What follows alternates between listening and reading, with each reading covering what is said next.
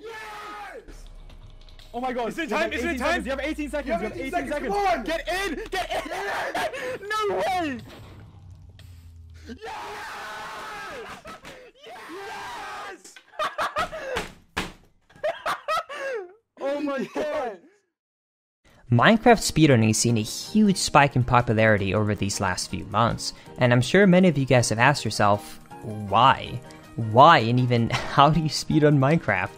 Well, that is what I'm going to answer in today's video. This is going to be a breakdown and explanation of Minecraft any% random seed speedrun.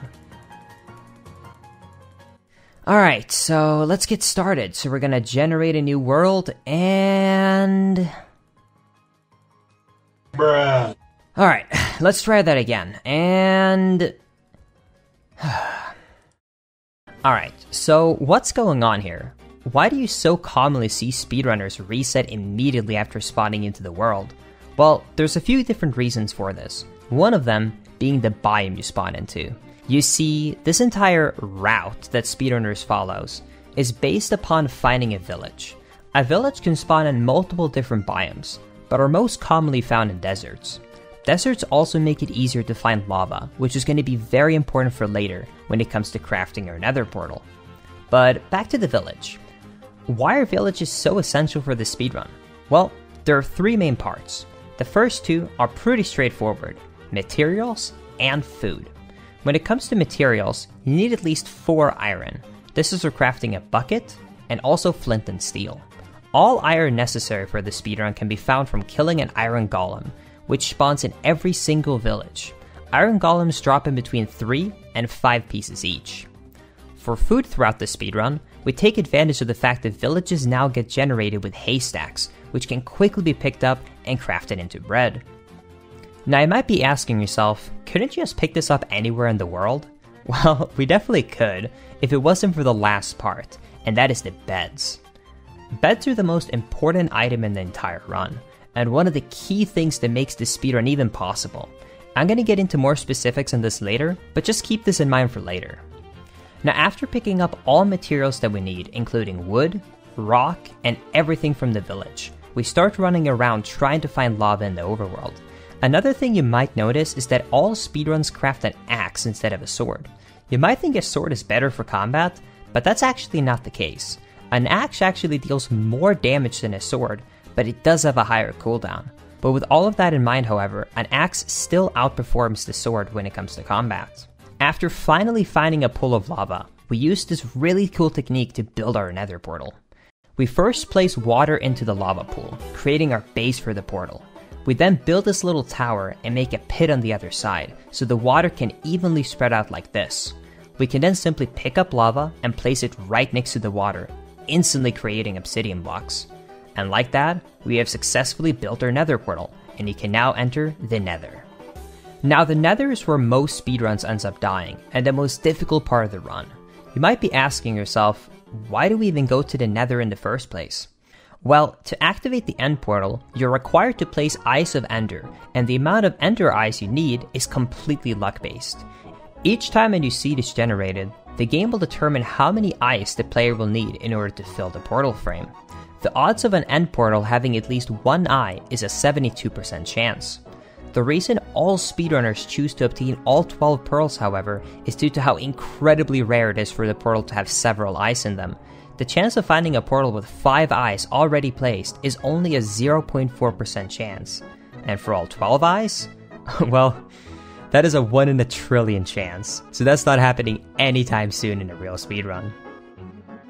To craft these Eyes of Ender, you need 2 things: blaze rods and ender pearls. In previous versions of the game, blaze rods could only be obtained in the nether fortress, while only endermen dropped ender pearls. However, in more recent versions of Minecraft, the method of obtaining both of these have changed. One important thing to note is that the community has decided that all main speedruns are currently being ran on the most recent 1.16 release of the game, so all strategies in this video will be focused on that. Now, for the ender pearls, we actually end up farming gold, and then locate piglins, which is one of the newer type of mobs in Minecraft. If you drop golden ingots in front of them, they will pick it up, examine it, and then give you a random drop. This can range from a variety of different objects, one of these drops being ender pearls, but unfortunately, the chance of getting ender pearls drops is incredibly rare. You only have a 4.7% chance of piglins dropping them, and the amount of pearls dropped is also luck-based, which can range from 4 to 8 pearls. But if you get lucky enough to get 2 successful trades, you can obtain the 12 pearls necessary and then continue on in the Nether. The second main part of the Nether is finding a Nether fortress. Fortresses weren't always rare, but after the Nether update, they have become increasingly rare. Sometimes it can take over 2,000 blocks of walking just to find one, making the entire situation very reset heavy. But if you get lucky, you can get one very close to spawn. You must then navigate the Nether fortress, finding the blaze spawner and then killing the blazes. Each blaze has a 50% chance of dropping a blaze rod. This can take some time, however there is a technique to speed this process up, making it less RNG heavy. By breaking the blocks underneath the spawner, the amount of blazes that spawn will increase, making it much faster. Right here, speedrunners commonly look for 6 to 8 rods, depending on the amount of luck and time they have. When you finally have obtained the rods and the pearls, you are officially done with the Nether and can now head back into the overworld.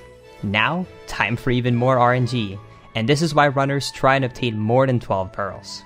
In the next part of the speedrun, our objective is to try and locate the stronghold that contains the end portal. In newer versions of Minecraft, there are multiple strongholds that get generated, but the first stronghold is in between 1,400 and 2,700 blocks away from spawn. Now, when it comes to finding the stronghold, we throw a crafted Eye of Ender, which will point us towards the right direction.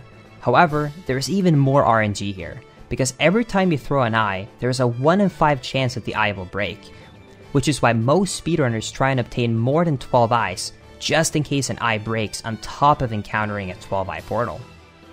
The most optimal stronghold location is across the ocean, because it's much faster to navigate the overworld in a boat, rather than running on the ground. When you finally find one of these strongholds, another really cool trick comes into play. This is a technique known as the 4-4 strat. If you're close to the origin of the stronghold, which is where the Eye of Ender takes you, then you can look at your chunk value in the F3 menu, and if your X and Z coordinates are both at the value of 4 on the chunk, you will always end up in the staircase of the stronghold. You can see this strat actually being used in the record run to get this effect. And now I do a strat called 4-4. So if you see the XYZ underneath this block and underneath that is chunk, you'll see that my numbers are 4, and then a descending number because I'm digging down, and then 4 again. What 4-4 is if you're digging in the correct quadrant of the staircase of the stronghold, like the origin staircase, you will fall in the middle, like I just did every single time if you're in 4-4. So I know that I'm in the start of the stronghold. It's not that way. After reaching the stronghold, you can now start looking for the end portal. This is also completely RNG and has killed many speedruns. There is one strategy you can use to help find the end portal. If you have subtitles turned on, it will visually show you all audio cues happening around you. This can be very helpful because really quiet sounds that can be very hard to notice will be picked up by the subtitles. And if you see lava popping, then you know you're close to the end portal, since lava is always located under the portal. After finding the portal, you place all the necessary eyes within the empty portal frame, and then make your way into the Ender Dragon fight. The Ender Dragon fight might seem pretty easy and straightforward, but it's actually the hardest section to execute. Normally when you do this section, you must break all the crystals around the arena to stop the dragon from regenerating his health. You can then run up to the dragon, hit him with your weapon, take down his HP, completing Minecraft. However, this is not how the speedrun does it. Unless you're slow. Earlier in the video, I mentioned that beds hold a crucial part in making this speedrun possible, and this is where that comes into play. If you place a bed down in the end, and try and sleep in it, the bed is going to explode, instantly killing the player. However, there's a way to exploit this. If there's a block in between you and the bed will explode at a distance further away from you, similar to a TNT explosion. This can be done over the bedrock portal so that the explosion doesn't break the blocks. You can simply place one at the top, right-click on the bed to make it explode, and then repeat this process. And now, you basically have a TNT machine in the end. With all of this in mind, what we need now is for the End Dragon to perch, going into the center of the arena right above the portal. This part is entirely luck-based. However, you can actually increase the chance of the dragon swooping by standing further away from the center of the portal. The Wrecker did this by climbing one of the towers, standing further away from the center, then using an ender pearl to quickly reach the portal when the dragon decided to perch. Here, speedrunners also hold F3 and press the B key to show hitboxes of enemies to make this part much easier. We start exploding the beds, timing it right when the ender dragon turns around so his head is right above the explosion.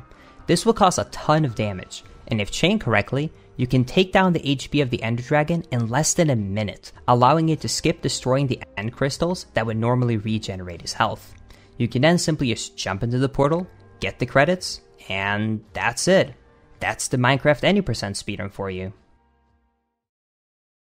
Now, there's one question I didn't answer in this video, and that is, why? Why did Minecraft speedrun become so popular? Well, obviously we can only speculate here, but I think it comes down to really one major part, and that is luck.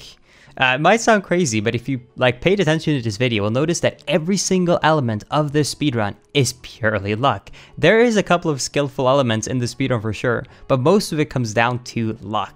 And I think that's why it becomes so addictive, and I think that's why so many people continue to do runs. You boot up into the world, you know if you got a good biome spawn in the first 10 seconds, and if not, you reset.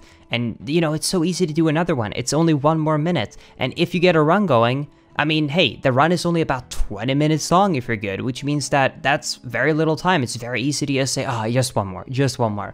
So I honestly think that the luck element of Minecraft is what makes the speedrun so incredibly popular, and it's why it's so addictive. And thanks to this, when the big streamers on Twitch or the big YouTubers picked it up, then a ton of smaller content creators was like, hey, I want to try this out too, it's popular. And it kind of just becomes a snowball effect of everyone trying it out and everyone wanted to do the speedrun.